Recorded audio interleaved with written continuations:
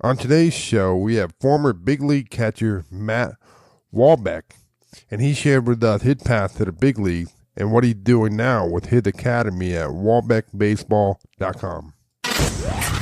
Welcome to another episode of the Baseball Awakening Podcast, where we dive into the raw, unfiltered, unsexy side of player development. Get ready for some knowledge bombs with your host, Geoff Rottmeyer.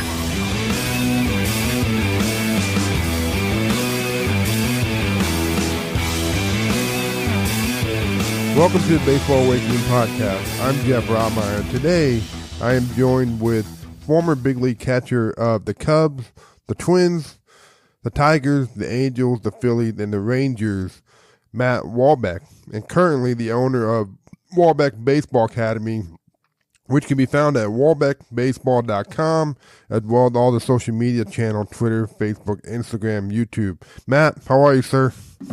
I'm great, Jeff. Thanks for having me.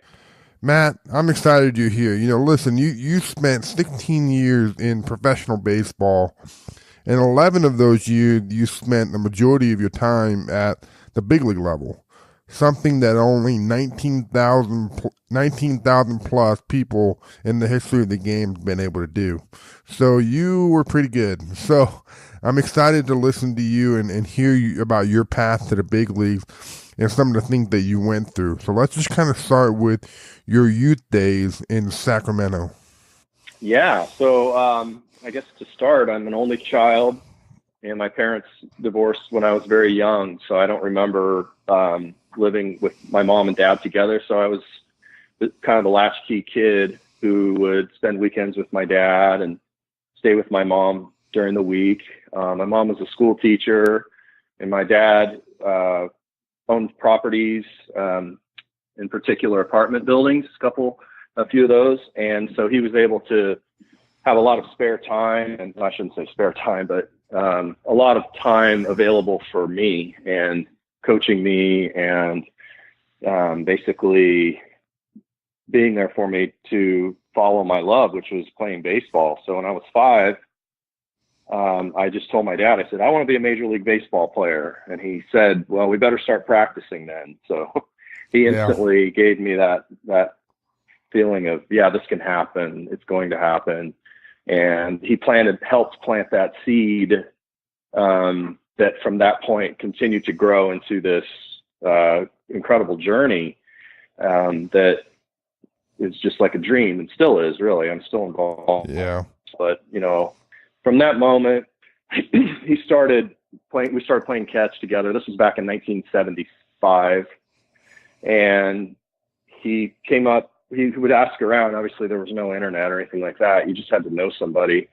And so he talked to someone in our family, his cousins, and they said, you should build this batting tee for him. And my dad was a golfer, so he understood, something sitting on a tee. And he went to the hardware store and he bought together, just some materials to build this batting tee out of metal pipe into a wooden base. And then he put like insulation and garden hose and just rigged this thing together with duct tape. And next thing you know, we were going to the field and we'd bring a ball, 2 gloves, and a batting tee. And we go to the high school field, and he would bring his glove, and we came up with this game where if I hit the ball past him to the backstop in a certain area, like target hitting, it would be a single, and then a double, and then a triple. And if I hit it over the fence, it was a home run, and we keep score and had kind of like ghost runners and things like that. And so here I was at this young age learning how to hit, and he wasn't telling me, you need to get your elbow up or you need to do that. He's just like, just hit it over there, hit it past me, see if you can get it by me. And that turned into, made me a good hitter, and he wouldn't let me play t-ball with the other kids. And not that he wouldn't, but he just said, it'd be better if you practiced and got ready for kid pitch. And so we did. And yeah, I was never the biggest guy on my team. I made all-star teams as a little leaguer. And then into high school, they said I was too small. They said, you're too small. You'll never catch in college. And I was like, well, I just love catching. And I just did, because I was more involved in the game and I was quick behind the plate and I could relate well with the umpires and the coaches. And I just like being involved in every pitch. And so they had me at second base and I played third base, which turned out to be a blessing because it turning double plays at second. You had to have short, quick feet. And when I was 13, I happened to be on the same team as Fernando Vina, who's one of the best infielders in the last 30 years. Mm-hmm. And I mean, this dude could throw it. He was super quick, and we would play quick catch together and challenge each other. And, so that was really good to be able to play second, and he played short. Well, my junior year, the kid that was in front of me that was always the starting catcher, and they were kind of grooming because they liked him, he was ineligible. He didn't get good grades, so he wasn't able to play on the team. So I'm like, wow, this is my opportunity. So I started lifting weights. I got stronger. I started to get taller, 5'10" and 55 to 1. I put on 20 pounds by lifting weights.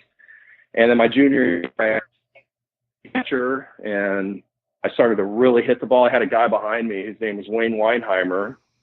He was way better than me. I mean, this guy he was an incredible athlete. So all the scouts started to come to watch him, and college recruiters, and they noticed me. And so I just was able to hustle and be on time and make all the routine plays and be a good teammate and stuff like that. And people were like, wow, this guy's a good catcher. He can hit a little bit. So then my senior year, I ended up getting voted the player of the year for the Sacramento area. I went to Sac High, graduated in 87. And I was a right-handed hitter at the time. Ended up getting drafted by the Cubs in the 8th round. And my mom was a school teacher, and I can remember my mom and dad at the table with my scout, Tom Davis, with the Cubs.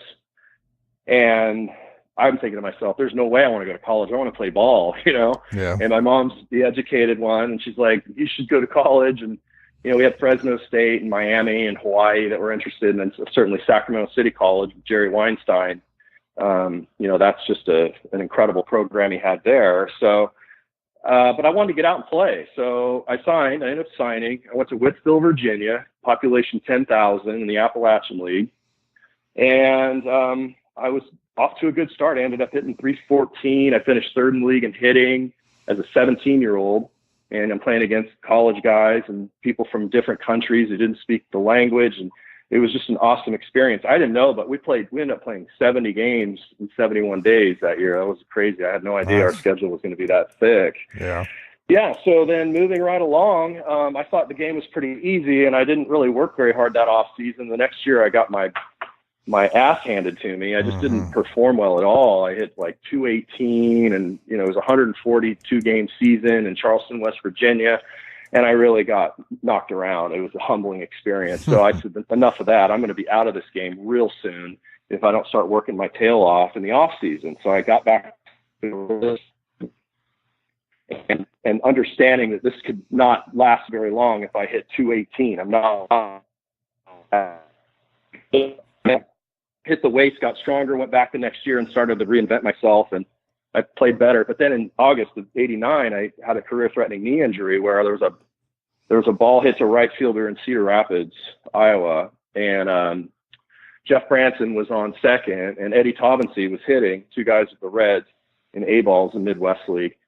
Anyways, Taubensee hooks one through the right side of the infield. Branson's come hauling ass around third, and he went to the University of Alabama, I believe. He was a really good baseball player and hard-nosed. And I was trying to pretend like there wasn't going to be a play at the plate, so I was sort of standing there.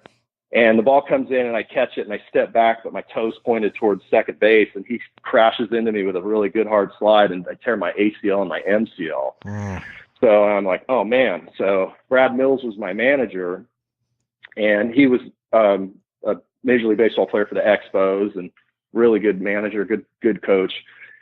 He's standing there. We're at the Days Inn, and I'm in this tub of ice trying to keep this from my knee, and he did by a knee injury, so it was kind of ironic that I'm looking at his knee, and he's pretty horrific. But you know what? I came back and I said, the heck with this. I'm going to teach myself to switch hit during the time it takes me to rehab my knee. So I started working on hitting left-handed. I actually was given the good grace by Bill Harford, the minor league coordinator with the Cubs at the time. He gave me all the confidence in the world to just go out and do it. So they must have seen something. And I always thought that would help add some value to me as a player instead of coming back as a catcher who had a torn ACL and MCL. So anyways, that went on. So I wanted to give that up, and they said, I'll never forget it. He said, because baseball it's so much of it's mental. It's not all physical. He said, Right. we don't care what you hit. Don't focus on the results. Just go out and do the best you can. And then at the end of the season, we'll reassess. And I thought, wow, it really made me feel relieved, like confident. Like it wasn't like every at bat was going to mean the world, even though it does. But you have to, once I realized that, just focus on the process, it all clicked. And so it came together. And I ended up from that point getting Cubs. I got traded after the Cubs season. But in '93, I came back and I made my debut at Wrigley. The beginning of the season, Ryan Sandberg hurt his arm in spring training, and they kept a third catcher. It was me, Steve Lake, and Rick Wilkins. I had a good A-ball year in 91, and then 92, I did well in Double-A, and I made the team out of spring training in 93. And that, as a long-winded response to your first question, is kind of my road to the major leagues. Awesome, and a lot of those things I would like to touch on. I love how when you told your dad that you wanted to be a big leaguer one day, and his response was, okay, well, son, I guess we need to get out there and practice. How did your dad have the wisdom to tell you that we need to practice? Because today's culture values playing games over practice. So how do you think your dad had that great piece of advice? Well, he always instilled with me. I think he was taught as a child from his dad, just that hard work is going to pay off, and he knows that he made me believe that nothing's going to be given to you just because you want something doesn't mean you're going to get it. Yeah. You actually have to work hard at it, and you've got to make sacrifices, and don't go out there and start playing until you're ready. Right. Yeah, so he right. could have sent me out there with those T-ball players with a bunch of coaches that only cared about their own kid, Right. and get lost in the shuffle and develop bad habits. And he was smart enough to know, or wise enough, I should say, to know that develop a good core set of fundamentals and then go out and beat players up on the baseball field, hit home runs, throw guys out, clean your fundamentals up, and then go play. It was smart. I just thought it was a brilliant idea. I don't think he knew what he was doing. He was just kind of doing it. He was doing what he felt was right, because there's no YouTube or really anything on how to coach. And he never played baseball to speak of, maybe just a little bit in Little League, but never played high school baseball. So, and he, like I said, he was a golfer. He had no idea. My grandma was sort of the inspiration behind it. My mom's mom went to a yard sale and got a baseball glove, a used one, and gave it to me. And I put it on my hand. And I was like, oh, this is awesome. And because no brothers or sisters, all I had were like toys and all down to just throw a ball against the wall constantly. So, yeah. And then my dad, it was pretty cool because I had never caught before, and he was the coach of the Little League team. So he had a plan. He was not only going to train me and get me all dialed in, he was also going to coach my teams in Little League. So that was even more of an advantage for me. Not that I'm saying he was giving me preferential treatment, but obviously he's on you. So he came home one day with the Army bag after the league meeting, the first meeting, with all the equipment for the team. So there was a baseball bat, 4 batting helmets, and catcher's gear, but there was no glove. It was just catcher's gear. So Thurman Munson was my favorite player at the time. And I put that gear on. I'm like, this is what I'm going to do. It fit me perfectly. Nice. So I got back there, and that's when I started catching. I was 8 years old until they said I was too small and couldn't do it. That's awesome. So my assumption would be that you started catching during kid pitch, right? Yeah, I was kid pitch. It was in '78, and there were maybe four teams in the league. Right. And I played for the Giants, and we played at Theodore Jude Elementary School in East Sacramento, just a little nook neighborhood in Sacramento. And it was just, it was awesome. My cousin Wendy was keeping score, and my cousin Robbie was on the team. My uncle Bob was the other coach. And it was pretty wild. We ended up winning the championship that year too. It was the first year I played organized ball, and we won the championship. In fact, before the game, I was 8. And I remember feeling butterflies for the first time. I'd never felt that before. I asked my dad, I go, what is this going on? I don't know if I'm going to get sick or what's happening. Oh, those are called butterflies. That's normal. That means you're getting excited for the game. I'm like, really? And all of a sudden I realized that when I get these butterflies, I play better. Yeah. So I knew I had something. Now, I don't know if I knew it, but I was like never afraid of like large crowd or pressure. Like if this is the last at bat and everything's on it, I wanted to be in there. You know what I mean? Yeah. It was almost like I played better the higher the intensity. Nice. Why do you think that was?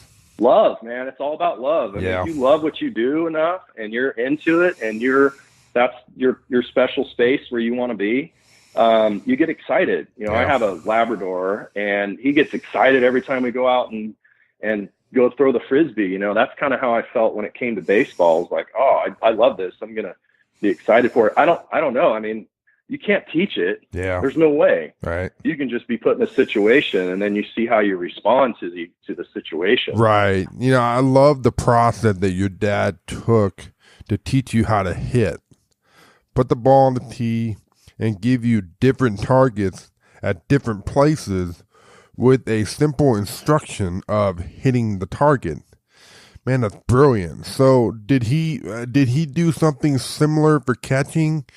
What process did he go with to help you there? Well, that was the thing, is that I didn't have the proper throwing motion, and he didn't know anything about how to teach throwing or really hitting for that matter. So he wasn't able, he would just put me on a tee or tell me to do stuff, but it basically had to come from me.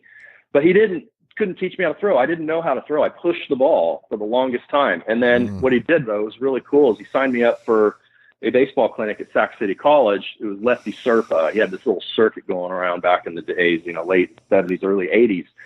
And it's amazing how your life can change in just a blink of an eye. Right. So he sends me to this clinic. It's at Land Park. And there's a bunch of kids out there, and it's during Christmas. It's like this winter clinic, and all the Sac City players. So this is a way for the players to make a few extra bucks, and it gets kids out of the house and do this sort of stuff. Well, this player, and I don't remember who he was, but he was actually a player, I think, from Sac City College, as I recall. He just told me, he said, hey, make your arm like an L. And all of a sudden the light bulb came on, and I made my arm like an L, and I had this cannon of an arm. It was like, nice. just like literally instant. And I went back home, and my Uncle Bob was there. And I said, Uncle Bob, you got to see this, because he used to tease me. He's so inappropriate, but he said, you throw like a girl, you know what I mean? So he was giving me a hard time. And I said, I got this for you. Let's go out here. I want to show you something. So I crow hopped and chucked one as hard as I could right at his face, and he caught it. And he's like, oh my God, you don't throw like a girl anymore. You know, so it was amazing, seriously, like jaw dropping. Like it just, all of a sudden my arm changed. So as far as the catching goes, I don't know, you know, I didn't even really like to squat. I still just squat down and pick stuff up. I really don't like squatting, but when the uniform goes on, it's like, that's where I need to be. It's almost like the game plays me, sort of. It's not like I'm actually playing the game. It's like I'm supposed to be there. So I just get into the flow, and that's just kind of how it worked out. I just ended up behind the plate. And I think just because my dad had the gear, and he never told me anything about catching ever. Yeah. He didn't know how to block balls. I learned how to block balls and pick guys off. And so it was really, it's an awesome position for me. Nice. And you said that you were always kind of a smaller guy, you know, but were you a guy that had good skills? Like if I went to go watch you play, would one have said, man, this kid can really play? Or was it one of those things where the skills kind of came as you developed and got bigger? Yeah, I think you would have said that. I stood out in Little League, and then, but until I got to it was my first 2 years in high school, the kids really got bigger. Yeah. They grew faster than me. So I was towered upon. I was 5 feet as a seventh grader. So I was really small. And you wouldn't have really noticed me in the big leagues either. I mean, I never made the playoffs. I never went to the All-Star game. Anytime I tell people I played Major League Baseball, they're like, oh, really? What's your name? And I tell them, and they all say, oh, okay, well, I just haven't been following baseball. I didn't follow baseball too much. I'm like, that's okay. I know you haven't heard of me. But, and I'm serious. I totally flew under the radar for 11 seasons. And my whole thinking was, I wish I would have done better. Of course, you always could feel like you could have done more. Sure. I know I could have done more. But it was almost like my position was one that I didn't need to get recognized too much. So if you think about it, a catcher, a third base coach, and an umpire, they all have that same thing in common, where if they're doing a good job, nobody sees them. Yeah. Occasionally they'll make a great play or a good send or a great call. But if they if they miss a ball or the third base coach sends a guy and he gets thrown out by 10 feet or the umpire clearly misses an out or safe call, it's, you know, it's just one of those jobs where it's kind of selfless. So I wasn't like, once I got to the big leagues, I played from 93 to 03. So I was in that era where everybody was kind of juicing too, you know, and it was, everybody was like blown up. Yeah. So I wasn't in that group. You know, I don't have anything against the guys that did it, getting off on a side track here, but I just chose not to do it for personal reasons. So I didn't hit a bunch of home runs. I'm not saying, you know, that would be the reason. And I didn't hit for a high average. And I was just kind of like a 4A player, you know? So if you saw me, you'd be like, oh, that guy's okay. You know, he's in there. He's like more of like a backup. I was more of like a backup filling in sort of player. Right. And you said when you were a junior, the catching spot on your high school team opened up.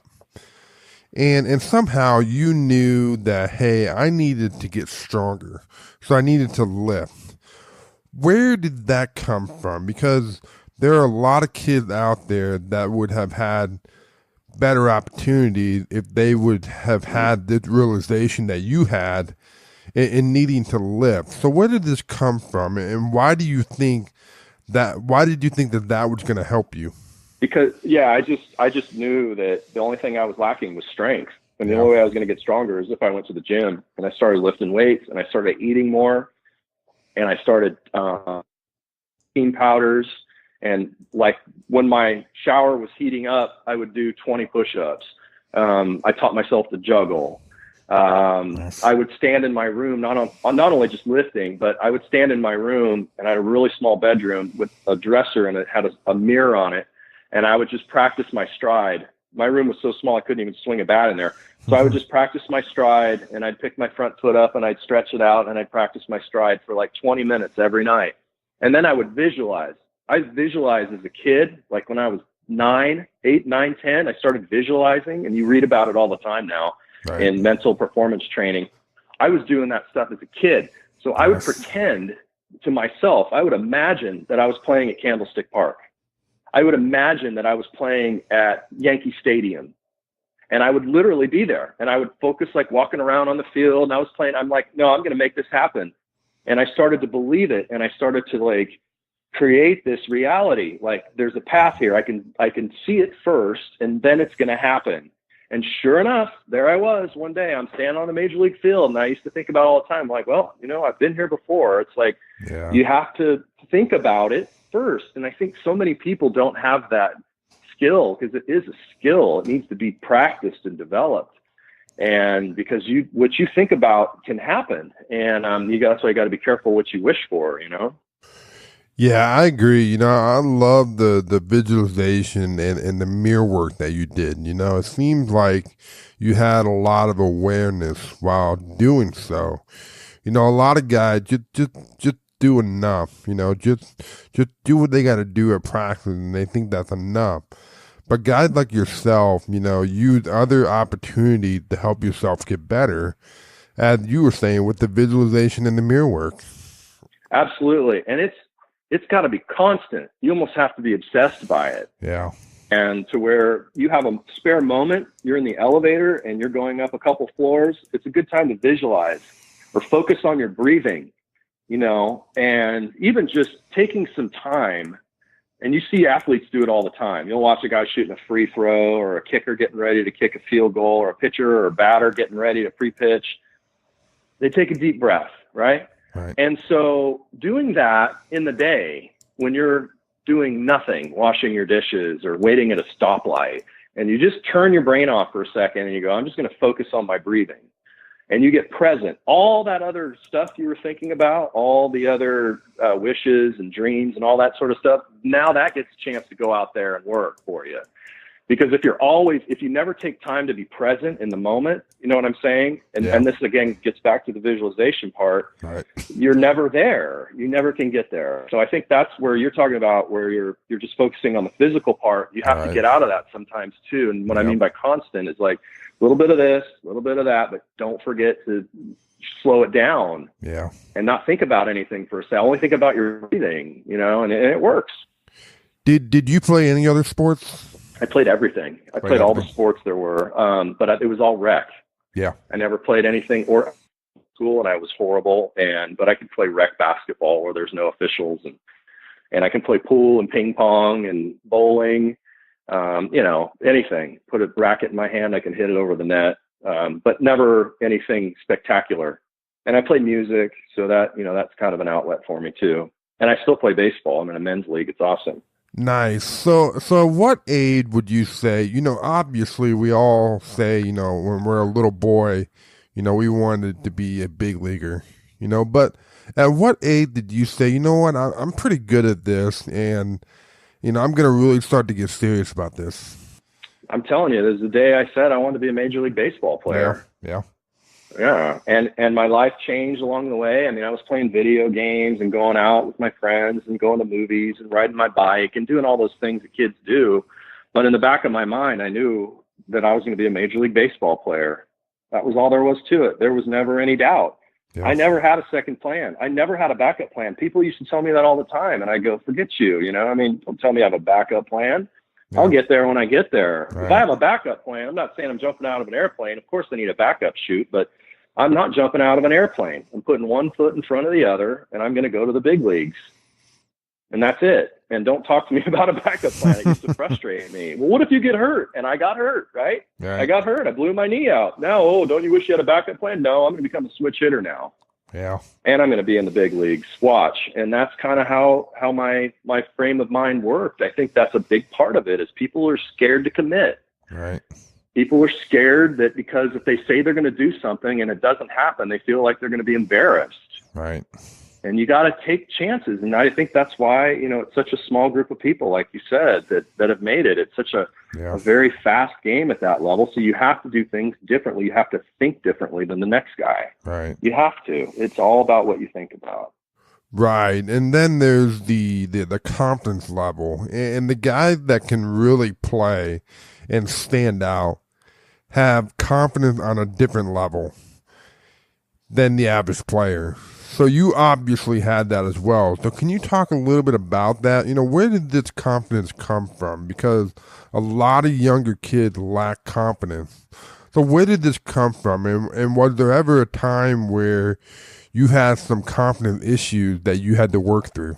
All the time, yeah. I mean, especially when I was towards the end of my career, I felt like I was losing confidence. I was losing skill and speed and everything. And I know what builds confidence. I mean, confidence is when you practice a lot, right, and you get really good at something, and then you play, and then you come back and you practice what you need to work on, and then you play, and all of a sudden you get better, and that's how the confidence happens. Right. So, I don't know. I did get to the point where almost daily you lose a little bit of confidence, but then that's where you have to have that grit and the courage to get through that and fight through it. And you practice, you play how you practice. So I was trained by a great organization. The Chicago Cubs were awesome. I had some of the best coaches and instructors any player could ask for. And they trained me how to play baseball. And they told me, I had guys telling me, look, if you get a guy on second base and there's nobody out and he's looking right at me and he goes, you're going to hit eighth in the big leagues. You have to get that guy over.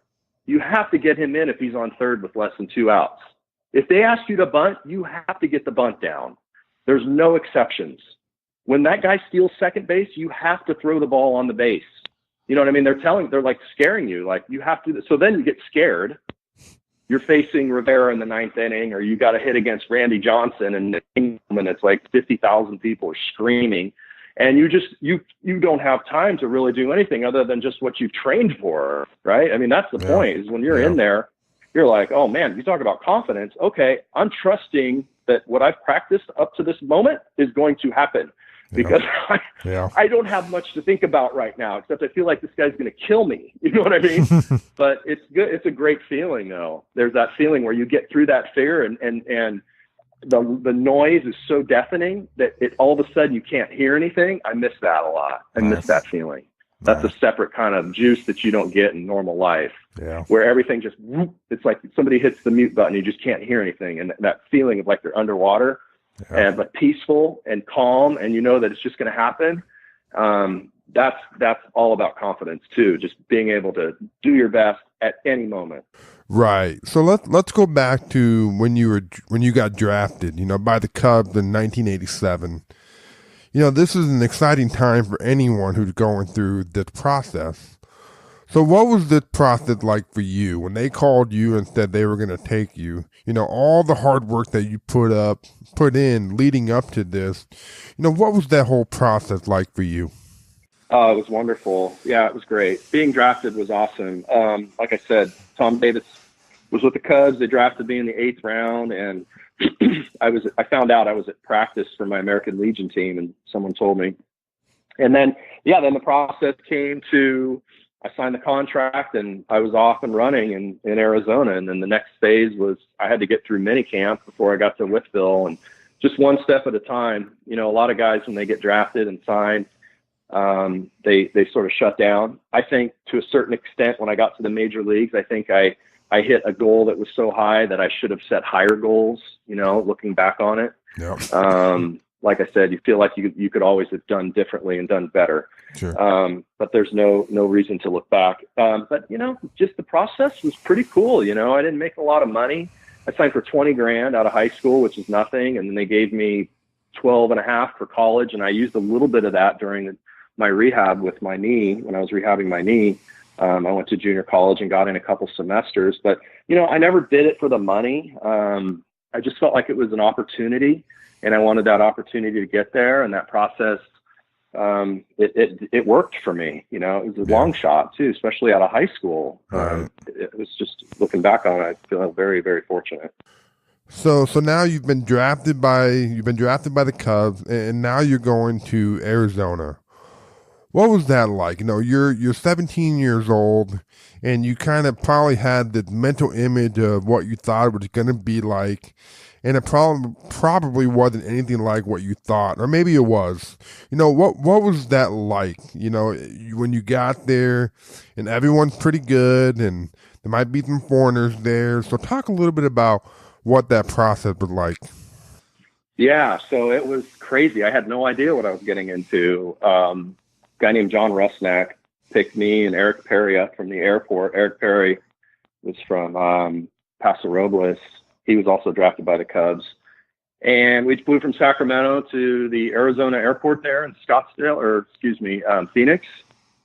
And we thought this guy was a coach. He's like, no, I'm not a coach. And it turns out he was just a guy that drove the van back and forth to places, did whatever he could to help, But we were just, we were calling coach's coach when we first got there. We didn't know anything about that.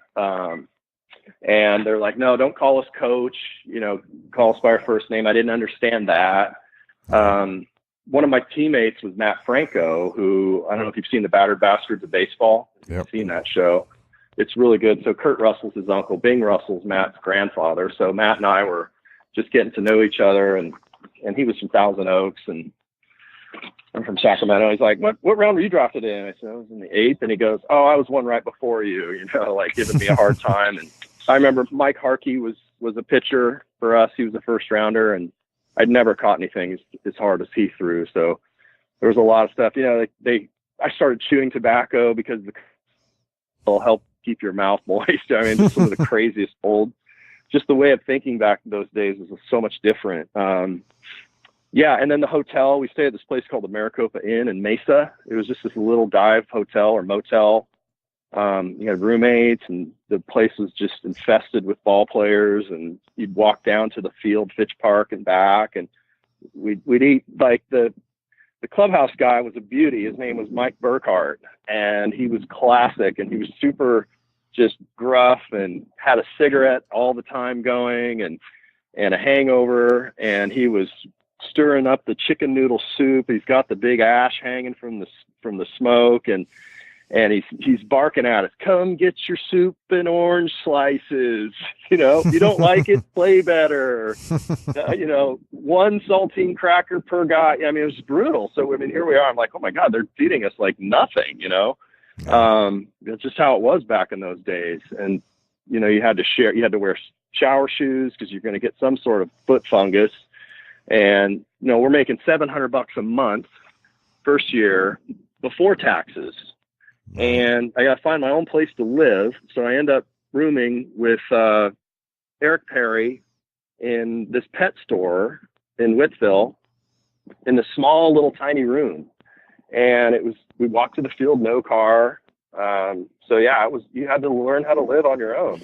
Yeah, and what was that like? Was there ever a moment where you called home and said, I don't know about this? Because a lot of kids that go off, away from home for the first time kind of have those thoughts. No, because the first year I was rocking it. I was doing great. I was getting all kinds of hits and throwing everybody out and making a name for myself. But I didn't know how to cook for myself. I had a hard time doing laundry. I was barely shaving. I'm 17 years old. I'm just a kid, and I'm on my own. And there's literally one stoplight in this town. So we were just hiking around town trying to find things to eat. Everything would close down. The bus rides were kind of grueling at times. The travel was hard. Like I said, we played 70 games in 71 days. Yeah. And there's no time limits. It's not like travel ball where you have time limits and all this stuff. I mean, it's extra innings and guys actually fight on the field, and it was pretty rough, but I loved it. Yeah, and when you got there, like you said, you did really well. But did you encounter someone who said, "Look, son, that swing isn't going to work at the big league level," or did they kind of just let you do what you do and let you do what got you there? No, actually, right-handed I was pretty good. They didn't mess with my right-handed swing. Left-handed wasn't so good. I had a little bit of a hitch in my swing, so my hands would drop, and I started to get exposed. I mean, because I had hit left-handed till I was 20 years old. I'm in the big leagues at 23, 24. Now I'm actually facing like Clemens and Pedro Martinez, and some of these just animals. Jose Mesa. I mean, there was some arms back then.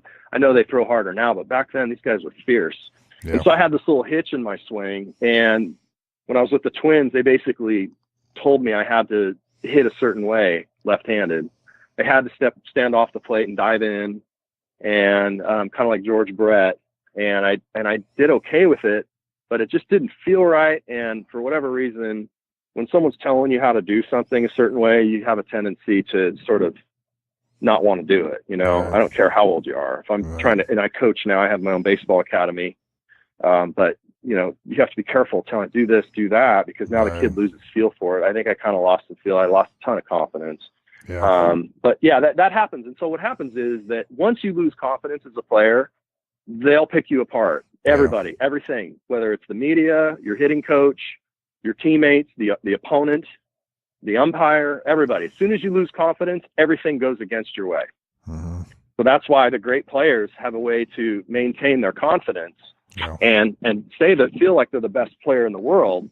And people have a hard time messing with them. Like Tony Phillips playing against him, he never did not argue a called strike. Every single called strike against him, he said something to the umpire. Everyone either rolled his eyes or said something under his breath. And it was almost like, how dare, you know what I mean? There was just a constant, I'm the best. Are you kidding me? If I don't swing, that's not a strike, Yeah. And there were guys like that, Yeah. And I think sometimes I would be in the box and I would lose a little bit of confidence and I'd start thinking too much and I'd try to get mechanical with it instead of just practice and focus on the breathe, just keep it simple, see it and hit it. But yeah, so it happens. What about vision? Not something that we hear a lot of guys talk about, but super important. So what was your vision like? And was there something that you worked really on? Good. Yeah, no, I did. I worked on it. Dr. Bill Harrison was Slow the Game Down, came in and we became friends, and he mentored me and coached me, and he was getting into this new vision training, and Sid Thrift was involved in forward thinking and a lot of ways of developing different things that players hadn't been trained on before. So we had some really cool things. They would have us, and of course the old school baseball guys were just going, what is this nonsense, but here comes this new way of thinking. And they had they would put a nail in the ceiling and tie a tennis ball, or a baseball, I should say, on the string. And then they roll it around, throw it around the room, and you'd have to sit there and track it. And then you'd have to open up stand on one foot and close one eye. And then they had this light board, and I know they have them now. I've seen them, but you get there and you have to, the light would flash for you. This is back in like 91, 92. Right. And cutting edge stuff. They had this other thing where you put these headphones on and you'd put your chin on top of this, almost like the thing you would do at the eye doctor. And then you had this little Atari joystick sort of thing with a button on it. And you'd look into this like submarine sort of black abyss with this red laser. And you had the headphones on. And the more you concentrated on this dot, the louder this buzz would get. And apparently it would do some sort of thing to your brain waves and trick you into being Superman or something. I don't know. But all I know is this stuff worked, man. I'd walk in there and it was like these training devices for like the Bionic Man. And then they had this other device. I've never seen one since, and I've been trying to find it. It was the most amazing machine. It was this combination of a Nautilus machine and hitting weight device that had all these and cogs on it. And it was the craziest thing. It had a bat handle on it and a hinge. And you could take this thing and you'd get in your batting stance and you'd lower or raise the level of where your hand position started. And it was a linear machine where you would hold in your batting stance, you'd hold this handle and you'd take a little stride and then you'd start your turn in super slow motion like you're going to hit the ball. And if you used your hands at all to start the swing, if you tried to just move it with your hands, the thing wouldn't budge. But if you kept your hands back and you felt like you were connected from your back foot, your back knee, and your back hip, and you kept everything there and you let your turn move the machine, it worked effortlessly. It was amazing. Wow. So I started doing, and then contact position, you want to be in that palm up, palm down position. Your back arm's going to be somewhat inside your gut and your front arm's going to be sort of straight. And you're behind it. Now from here, you unhinge your back elbow and use your wrist to straighten both arms out to get to that power V at the end, almost like you're pointing your barrel tip at the pitcher. And then you would reverse the move. So then you'd reverse the hinge, get your elbow back in, and then you'd reset your stance. I do that like 10 times, both sides, right-handed and left-handed. All of a sudden, my balls are like going off the scoreboard and over the fence, and I'm hitting bullets everywhere. And I'm like, oh my God, this is for real. And it just like all the little things that we were doing training wise were making the big difference. So yeah, Bill had this thing called a vectogram, and it was basically 3 sheets of plastic. And you would have these glasses, these 3D glasses on. And the picture of it is me. And he used my picture of like a pitcher throwing a ball. I'm in a Cubs uniform, and I think I've got my catcher's mitt on, and I'm throwing a ball, and you can see it's super, just old school, real shoddy. And you'll pull these things apart, and you keep your eyes will cross, and it looks like it's coming right at you. And then you do it the other direction. So we were strengthening our eye muscles for that sort of stuff. So yeah, I mean, just all sorts of crazy stuff that we had to do just to train, behind the scenes that goes on. I mean, for a 7:00 game, we're getting there at like noon just to prepare. There's a lot that goes into it. Yeah, Dr. Bill, he's great, man. I had a conversation with him and learned a lot with what he's doing and have been doing for the last 40 years. I know a lot of guys work with him, and that stuff is the stuff that the kids don't see. What you big leaguers are doing in terms of your vision, So I think it's important that kids understand that you guys are working on your vision. So now, Matt, now you get the call to the big leagues. What was that like? Yeah, dream come true. I mean, just incredible. I mean, remembering playing against the Braves at Wrigley Field for third game of the season, and just the feeling of I finally made it. Words can't even describe what it's like. There's so much going on, and you're in a new club, and you're an elite group of people that they can never take. You have a lot of ego going on. The first time through the league, it's a little bit, I wouldn't say easy, but a little bit of like being tested in a very elementary way. In other words, they're just throwing you fastballs just to see if you can hit a fastball. And then once you start to hit a fastball, they start to mix other pitches in, and then your swing changes because you have to adjust to those pitches. And then it becomes constant cat and mouse game until you get to the point where you start kind of guessing and feeling what's going to come. And so the game of adjustments was very difficult. The travel, certainly, but the just the overall euphoria of being a major league player and all those things I said, it's just, you get on a different level of accomplishment. And I think all of us major leaguers, the one thing that we thrived on was competing at the highest level, being able to compete one-on-one at the highest level and see how your preparation has worked. And, you know, again, the money part was great. But I never had that as a motivator for me. For me, it was being in the moment and at the highest level. And that provided me with a really good, you know, experience throughout, you know, so yeah. Yeah. So what was the coaching like? You know, was there stuff that you learned at the big league level that you didn't learn at the minor league level? Oh, for sure. Yeah, definitely. I mean, I had some really good coaches. I had some really good coaches that people had never heard of, or I shouldn't say that, but just didn't have much of a name. And then I had coaches who were Hall of Fame players, and you just, the wisdom, I think, at that level that is passed down from generations is very valuable, and how to deal with situations and what to look for and what this person focused on when they were playing. And the coaching, I think, you know, Merv Retman said it best. He was one of my hitting coaches with the Tigers. He was phenomenal. He was the Padres hitting coach, you know, Tony Gwynn, all those great hitters. But he used to tell me a couple things. He'd go, I'd be sitting on the bench for like 2 weeks straight in Detroit. He'd go, don't worry about it, kid. You're sitting out a slump. You know, he just like trying to keep me loose. And then he'd say, I just don't want to mess anybody up. You know, just put a ball on the tee, toss it. So he was such a good coach that he never really talked about swing mechanics. He'd talk about how fast you're swinging. Yeah. He'd talk about, you know, what's your tension level like? And then, you know, then I'd have a Carew, and he was trying to talk about other things. And I just remember looking at Rod Carew going, you're Rod Carew. You know what I mean? It's like, right. I mean, come on now. You're a different breed. This guy could see things that most people couldn't. And then you get another guy who never really played at a very high level, but could connect well with you and give you some sort of confidence and a different way of thinking about things. And ultimately, it just comes down to the better coaches are the ones who put themselves in a position to be available for the player and to help that player gain confidence from that player's initiative.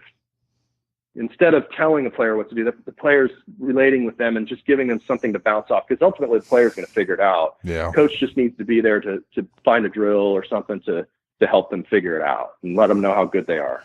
Yeah. So what was the game planning like at the catcher? You know, sitting down with the pitcher, was there like a collaborated plan, or the pitcher already have a feel for what he wanted to do? Can you kind of talk a little bit about that? No, I mean, it really depends. And I think for having caught as long as I did, I realized that every pitcher's different and every pitcher has to mean the world to me. So I had to do my best to get the most out of them. So as an example, Tim Belcher was a guy who was on the computer at a very early time in the game. He was one of the first guys that I ever played with that used a computer and was building spreadsheets on how he attacked every hitter. And he basically had 3 different ways he would face hitters. He's going to pitch him style A, style B, or style C. And I'd have to remember this guy's a style A, pound and split. So pound and split, we'd pound the guy inside with fastballs and throw him splitters. That was it. That's all he'd get. Mm-hmm. And I'm thinking, oh my God, eventually somebody's going to figure it out. You know what I mean? But he didn't care. He stuck to his plan. He goes, nope, this is what we're doing with this guy. We're going to make him reach. Nice. And so making a guy reach is everything's away. Everything's away. Randy Myers, same thing. Randy Myers threw nothing but fastballs away when I caught him. And then when I faced him, I just stepped on the plate and hit a base hit to right. It's like, oh my God, these guys are so predictable, you know?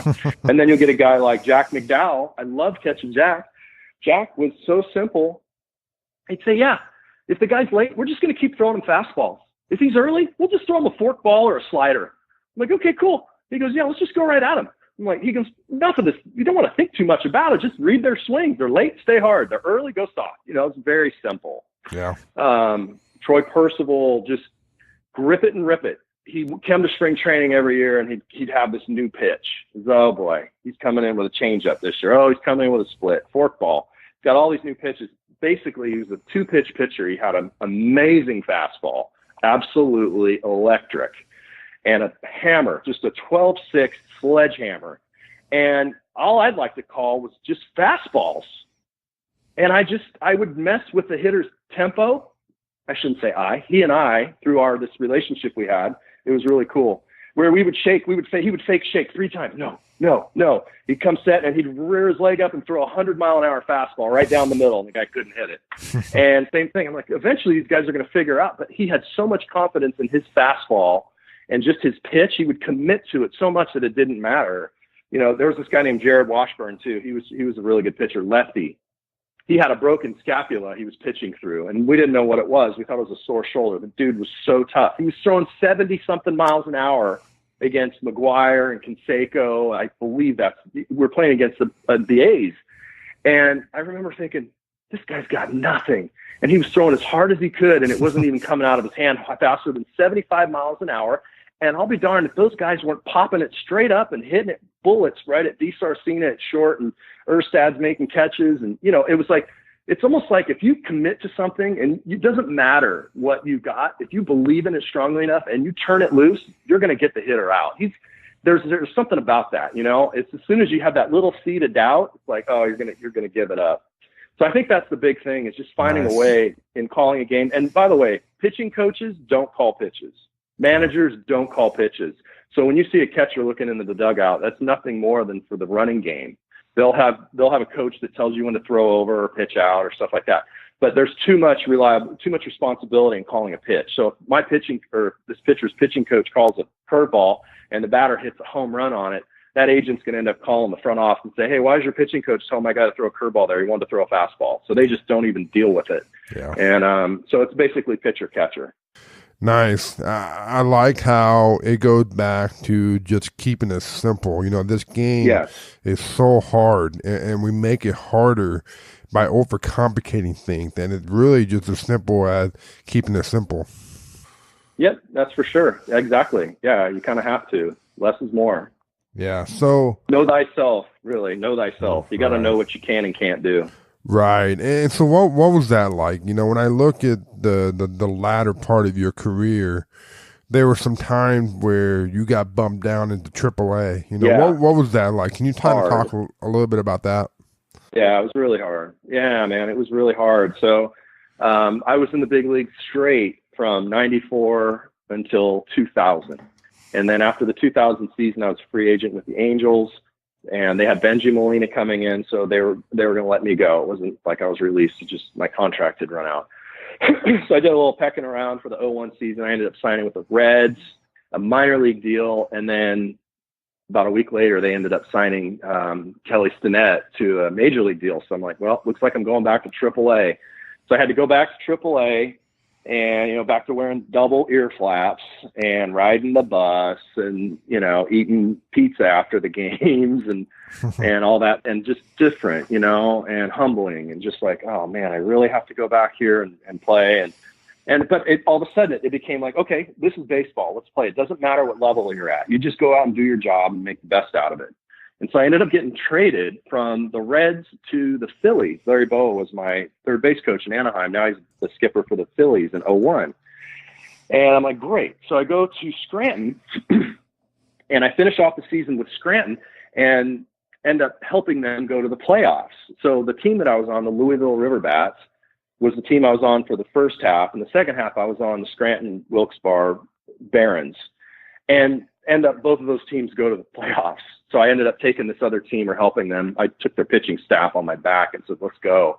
And it was great. Just a great group of guys. And Mark Bombard was the manager, and Goose Gregson was the pitching coach. Just a really good group of guys. And so then we end up getting to the playoffs, and the Phillies call the team, and they call up a few of us guys. And so we go to the big leagues. I didn't get to play in the playoffs. 9/11 hits. Oh.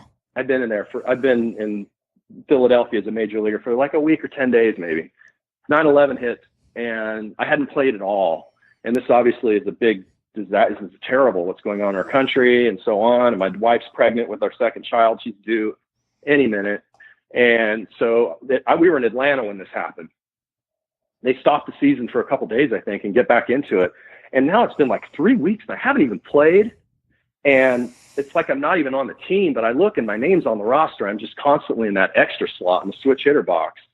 And finally, we're getting beat up in Florida. And I think we are fighting for a playoff spot. We hadn't been eliminated yet. We were still trying to get there. And I go down to the dugout and I asked Larry, I said, hey, can you get me in the game? And he goes, why, is your wife having the baby? I couldn't believe it. I'm like, well, not right now, but I want to play, you know? I mean, I've been here for, I don't know how long. Get me in the game. We're getting our asses kicked, you know?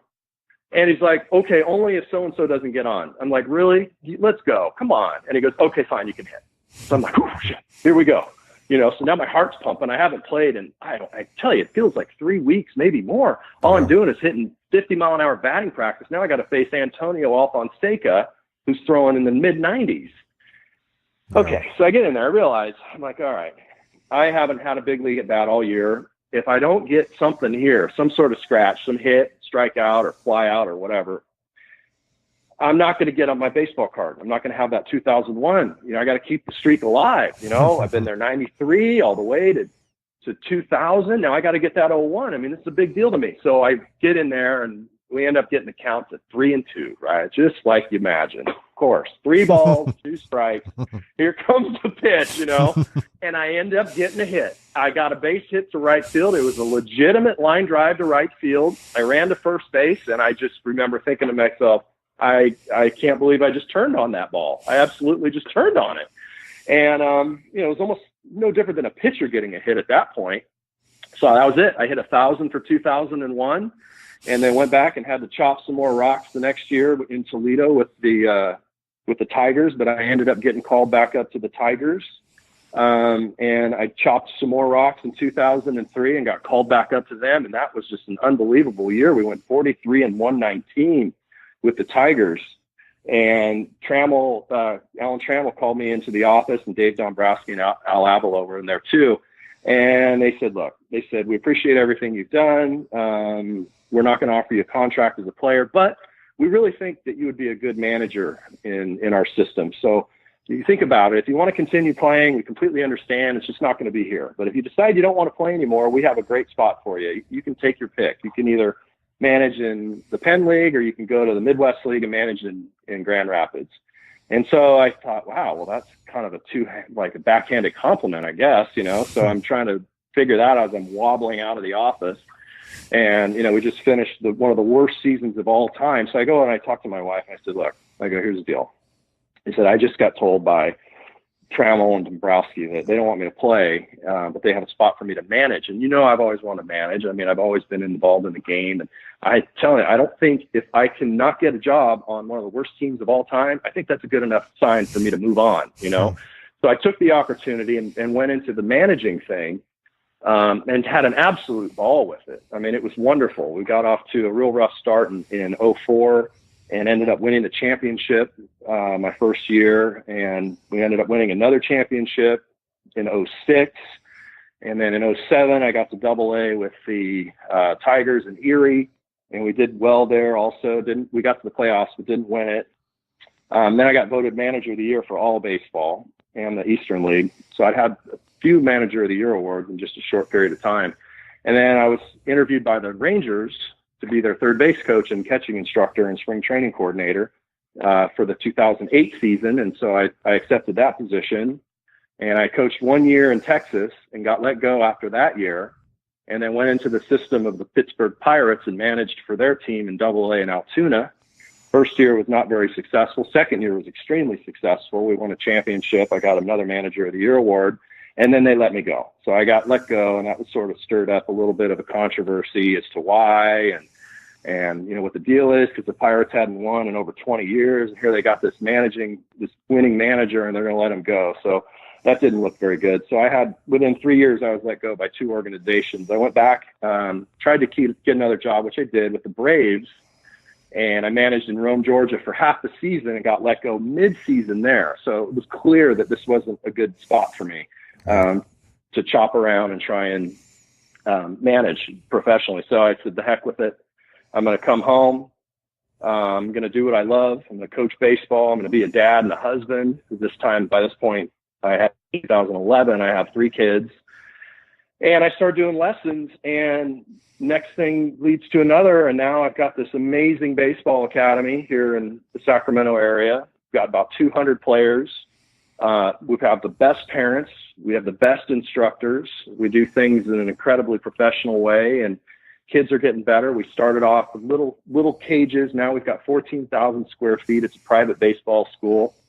We teach kids from 5 all the way to 18, and we have separate skill levels and classes and courses that are specific for their skill levels and also for the season. So with their training in the spring would be different than the summer. And so we have this really good baseball program going. And I have a great friend and business partner in Glenn Gross. He and I are really well connected and as far as what we think about baseball and business. And so he runs the teams and the numbers, and we have some excellent coaches. And so anyways, it's just been wonderful. And to think that I'm still doing what I love. It doesn't have to be at the big leagues or professionally or anything. It's just baseball, and baseball is awesome, and I love it. And so I'm glad I'm not bitter about the pro game, because I could easily be bitter about that. But all things considered, you really can only control what you can control.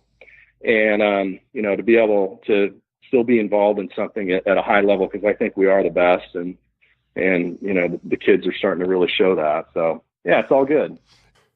Yeah, and I'd love to talk a little bit more about that, but can we just go back to your managing and the transition? What was that transition like, and what do the managers at the minor league level do?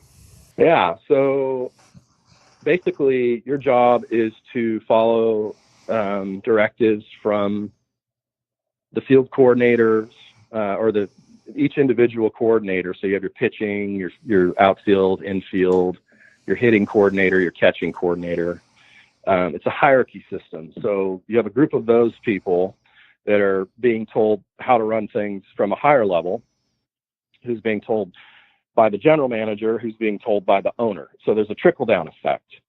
And so basically, as a manager, as a field manager, you just need to focus on getting players better and putting them in a position where they can succeed or, at least play and show off their skills. So you're complete middle management. Basically, you're being told how to put your players in a position to play. And then your players have agents that are complaining or so you're getting squeezed from both ends. It's very, very challenging and difficult being away from the family, at least in my case. And it's hard when it comes to managing a team and you're not able to do what your gut wants you to do. So you feel like you're being told to do things differently. For example, having to take a player out of the game if he doesn't run down to first base under 5 seconds is a very difficult thing to do when, the front office sees the running time of 5.25 seconds and the guy doesn't get taken out of the game. Well, they just see that. So it becomes more like you just kind of have to cover your ass in a lot of things. And it was hard to swallow at times, I think, at that level, for me at least, just having played for as long as I did, and then getting to the point where, managing at A ball, double A, it just isn't as much fun, as it could be. The Tigers were really open with me. They gave me so much freedom and space, and it was just a wonderful situation. And then I think once I left that situation, things were different. I didn't manage the people above me and around me as well as I could have, I think, in a political sense. Yeah. But I sure won a lot, Yeah. And that was pretty cool. So, I love holding up trophies, and I love it when my guys do well and hit for cycles and have great games. And I love the team camaraderie. I love, and I think all managers will feel this too, in the sense that you're leading a club and you get to help create a chemistry in the team and get guys to gel together. And, like I said, if you can manage up and take instruction from people above you and just cut off your emotions to anything that you would ever want to do, then it's good. But it's a grind, man. It's really a grind, and they don't, I mean, they get there early. They get there at 11 o'clock, and you're the first one there. You're the last one to leave. You have to send in reports after every game, which I liked. You have to do reports all the time. Certainly talk to the media, and you got people coming in and out of there all the time from the front office. So you have to manage that. And yeah, you just have to please. And, it's not for everybody. Yeah, so now you have your academy and you're giving back, which is awesome, and I appreciate you doing that. So what are you seeing with today's game that's different from when you were coming up? I don't know. I think it's cleaner. It's just a little more healthier. There's more attention to safety. The way that players take care of themselves. I think it's a much more wholesome game. When I played, there was really not much drug testing going on for performance enhancement drugs. And I think guys were doing stuff to, better their game in a chemical sense. Whereas now I think they're getting more, dialed in on nutrition and rest and, not partying as much and stuff like that. But I do think I don't like the slide rule. I don't like that you can't run over the catcher. I know it sounds crazy, but I always like that play. I don't know. Some guys complain a lot. I was just thinking the other day, we had a situation, talk about the game changing. I played for Tom Kelly with the Twins. He was a beauty and had so much success and was just incredible at preparing his players and had zero tolerance for anything that wasn't fundamentally sound. And so here we are in a game, and, the Metrodome had a white roof. So anything that went up in the air, you potentially lose. I mean, it's hard to pick up a white ball on a white roof. Yeah. So we were playing, I don't know, Milwaukee or somebody, and they end up skying a ball in the infield, and we misplay it. The ball ends up landing in the fair territory. A guy scores. We end up losing the game because of it. We all march up to the clubhouse after the game. TK goes, "Nobody get undressed. We're heading back down." We're like, "What? Let's go." So we go back down to the field in uniform, and Rick Stelmazik, or maybe it was Gardenhire or Ulger, I can't remember. It's probably Gardy, smashing pop-ups. I got it, as the fans are leaving the ballpark. It was crazy. We're getting an extra work. It's just like there's no way that would happen today. I think that today's players are they're just different. It's a little bit different. You can't slide hard into them. Some of them hustle, some of them don't. I think that's kind of always been the case, though. I mean, I think there have always been players that some really hustle and some don't. But in general, it's baseball. It evolves. The game's changed forever, and it's going to continue to change. It's still 60 feet, 6 inches and 90 feet. And, every fence is a little bit different. I just love it. I know they're talking about rule changes, and I'm all for it. It's things have to change, but at the end of the day, it's baseball, and it's a game, and it's the best game. So what are your thoughts on the technology and the analytics? I love it. I think it's great. I think, for sure. Use it, and let's see what spin rates are, and let's talk about launch angle and exit velocity. Why not? What's wrong with that? Right. But at the other side of the coin, if you get so much caught up into the analytics and you lose a little bit of the feel, that's not good either. So there needs to be a proper balance, and the game will let us know. That's why I think we need to just respect the game. If we want to bring analytics into it, awesome. Let's be humble about it. Let's play with it, and let's respect the game. Let's not say that it all has to be like this or it can't be like that. Let's just see where it goes. And at the end of the day, the proof is in the pudding. Either you can play or you can't play. Either you're good or you're not very good. Right. So whatever you want to call it, get out there and drive the ball. I don't care if you're hitting it on the ground or in the air or whatever. Show me what your average is. Show me how many runs you score and how many you can hit over the fence. And you can do whatever you want. There's just so much stuff going on Twitter too, like with, a lot of people saying, and this is how the swing should be, and look at this. And, and then there's people that think that, old players are bad coaches. Just because you're a player doesn't mean anything. I've been called out like, "Oh, you're old, you're a dinosaur, you don't know what you're talking about." And it's like, wow, okay. Right. You know, and still, even though I played doesn't mean I'm going to be a good coach. Sure. And, you know, and just because that person never played doesn't mean he's going to be a bad coach. Right. Let's just respect the game. And I think it's just changing. You know, the social media is changing a lot of it too. We didn't have all that stuff back when we played.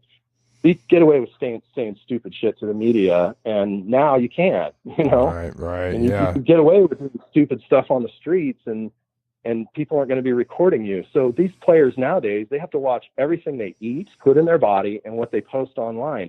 We didn't have that. We were living in a jungle, just doing whatever we wanted to. As long as we showed up and got there on time, we were cool and got the butt down if we had to, you know? Yeah, I think it's funny, you know, they're just kind of this everyone knows everything attitude, and it's one of those things where there's a lot more to it than just the mechanics. And, you know, with your experience, having been able to play at the highest level that the game had to offer, you know, that experience matters. Yeah. And, you know, but like you said, less is more. Keeping it simple is the way to do things. And I think sometimes the analytics gets a little bit complicated, but then sometimes it's not. I mean, we use a radar gun all the time at our facility. I mean, I want my kids hitting balls hard. Right. How are we going to tell if we're not measuring it? We've developed an in-house needs assessment app to keep track of everybody's progress. Nice. So we can follow along and see, oh my gosh, this kid's made great improvements. Or our teachers have to build curriculums, or I build the curriculum, and then it goes down. And if their players aren't improving, then it's either the player, the curriculum, or the teacher. And we need to figure out, why isn't this kid getting better? And so we're starting to use a lot of objective measurements and subjective measurements. And without the data, you know, it's no good. Back in the old days, it would be up to me as a coach I would just say, yeah, this kid's good. Just take my word for it. Now I can say he's good because he has a 110 mile an hour exit velocity and throws 90 miles an hour on his pull down and can run a 7 flat 60 or a 6.9 60. You know, all this sort of stuff does matter. So now we can prove it. And it's really exciting. It's an exciting time. You know, Matt, I'm noticing the time, so, and I don't want to take up too much more of your time. So let's just kind of end with, let's say I'm listening to this conversation and I had the desire to be a big leaguer one day. What advice do you have for them? Oh, wow. There's so much that goes on to it. I mean, you just have to work hard, you know, you just have to work hard. You have to put the time in, and you have to keep your nose to the grindstone and find something that you're really good at inside the game and become the best at it. Make it your own, and know thyself. Know thyself. A lot of people, they go through their careers not knowing what kind of player they should be. So one day they go to the park and they're going to try and be a home run hitter. The next day they're going to go to the park and they're going to just hit the ball the other way. Know what you can and can't do, and do it, and do something every day to make yourself a better player. Hang around with people that are better than you. Do well in school. Focus on the things that you have control over. Make your bed. You know, when you're throwing something in the garbage can, pick a target. When you're playing catch, always throw to a target. Never pick the ball up with your glove. I mean, it goes on and on and on. There's all kinds of things. And then again, you have to not think about it too. You got to focus on something else to make yourself a better player. Read books, you know, get off your screen, do something, you know, hit off a tee, hit the other side. So if you're a right-handed hitter, practice hitting left-handed and vice versa, just so your brain can get a different feel, because you can get too monotonous and robotic if you do the same thing over and over again. Yeah. Be creative. Teach, go out and give back, things like that. You know, it's constant, and, you know, you just got to love it. Ultimately, if you don't love it, then don't do it, and don't do it for the money. Yeah. You've got to be obsessed. Mm-hmm. You do. Well, Matt, sir, thank you very much for your time. It was great. I learned a lot. Yeah, my pleasure. And then, you know, just for a quick plug for the people that are listening out there, you know, thanks for taking time to listen to this interview.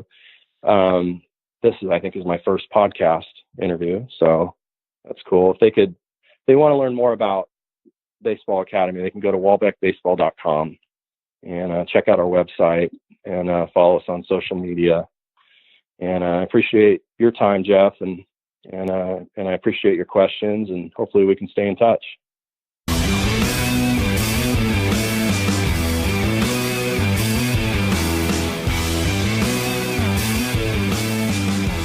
I'm Geoff Rottmayer, and thank you for listening to our conversation on the Baseball Awakening podcast. Stay tuned for our recap show tomorrow.